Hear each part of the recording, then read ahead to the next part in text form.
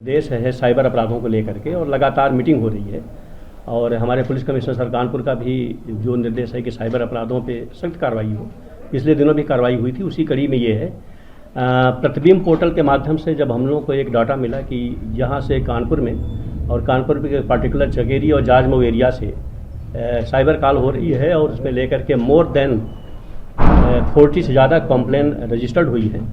तो हमारी एडीसीपी अंजलि विश्वकर्मा जी और इनकी पूरी टीम, जिसमें शिव कुमार शर्मा, हमारे इंस्पेक्टर सतीश यादव, अमान सिंह और बाकी पूरी टीम में लोग थे और इस डाटा पे लगभग 1 महीने से स्टडी कर रहे थे और प्रतिबिंब के माध्यम से और जिसको हम लोग को डाटा मिला, उस डाटा के माध्यम से जो प्राइमरी हम लोग को जो इंटेलिजेंस मिली वो आउट ऑफ कंट्री से मिली।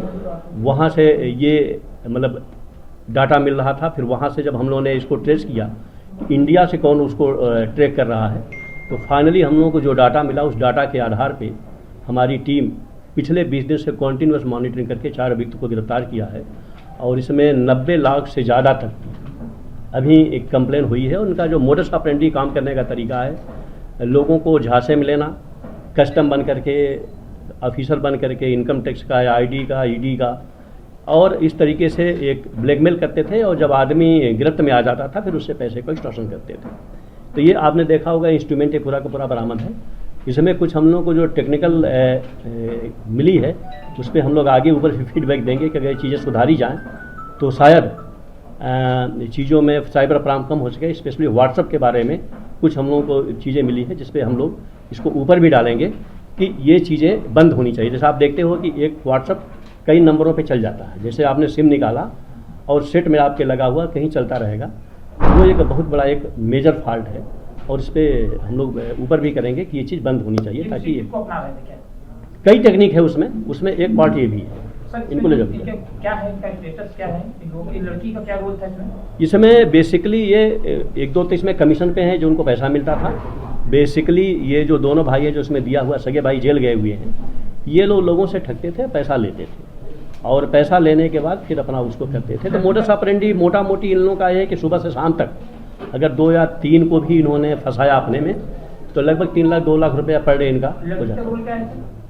लड़की का रोल ये है कि जो डिवाइस मिली है वो लड़की के पास मिली है और लड़की ऑलरेडी चैट कर रही थी और ये भी उसी का गैंग का एक हिस्सा थी। हाँ, Honey pot type high school inter तक के हैं मोस्ट। अगर आप इनको देखेंगे टेक्निकली बहुत साउंड नहीं है, बट आप ये देखोगे कि ये इनका जो मोडस ऑपरेंडी काम करने का तरीका है और इसमें जो सबसे बड़ी महत्वपूर्ण बात है, ये जो व्हाट्सएप जिसको यूज कर रहे थे वो 2 साल सिम भी कहीं और पे है, सेट भी कहीं और पे है और इसमें कंपनी ने भी मतलब एक तरीके से हम कहेंगे कि उनका टेक्निकल फॉल्ट है कि उसको नहीं परसू किया, क्योंकि हम लोग ढूंढ रहे थे उसको यहाँ पे, क्योंकि जितनी कॉल जा रही थी या जो भी पैसे की ठगी हो रही थी वो हमारी जाजमऊ चकेरी बेल्ट में रिपोर्ट हो रही थी। एक्चुअल क्रिमिनल यहाँ के नहीं थे। वो हम लोग के लिए बड़ा टेक्निकल था कि जब यहाँ पे बार बार रिपोर्ट हो रही है और यहाँ पे कुछ मिल नहीं रहा है तो मिलेगा कहाँ। तो हमारी टीम है, हमारे इसमें शिव कुमार शर्मा ने बहुत मेहनत करी, ये जो सौरभ पांडे इन्होंने मेहनत करी, तो इस पे हमारी अंजलि भी है, डीसीपी भी देख रही है। 1 साल में कानपुर में साइबर अपराधों का गैंग का पर्दाफाश हुआ, तो क्या मानते हैं कानपुर एक साइबर अपराधी ना अब कम हो रहा है पिछले 1-2 सालों में। अभी बीच में भी आपने देखा और हम लोग जागरूक भी कर रहे हैं और जैसे गाँव घर में जा करके लोगों को भी बता रहे हैं। पहले हम लोग को टेक्निकली उतना नहीं मिल पाता था, जैसे प्रतिबिंब पोर्टल हो गया, बाकी पोर्टल हो गया। आपने देखा होगा पिछले 1 सालों में कई हजार सिम और मोबाइल ब्लॉक कराए गए। तो धीरे धीरे भारत सरकार भी और स्टेट गवर्नमेंट भी वो जो टेक्निकल है उस पर हो रहा है। कितने लाख का कर चुके हैं, कितने लोगों से कर चुके हैं तक? मतलब मैंने बताया ना करीब 70-80 कंप्लेन तो यहाँ पे दर्ज है और मतलब 90 लाख से ऊपर का इनका फ्रॉड है।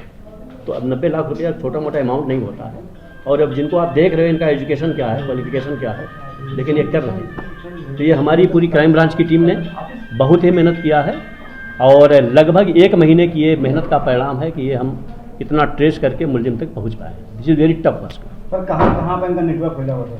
ये बेसिकली हमको लखीमपुर मूव करना पड़ा, गोंडा, बहराइच, सीतापुर, उन्नाव तक हमारी टीम भटकती रही और सर्च करती रही पीछे पीछे, तब जाकर के लोग मिले।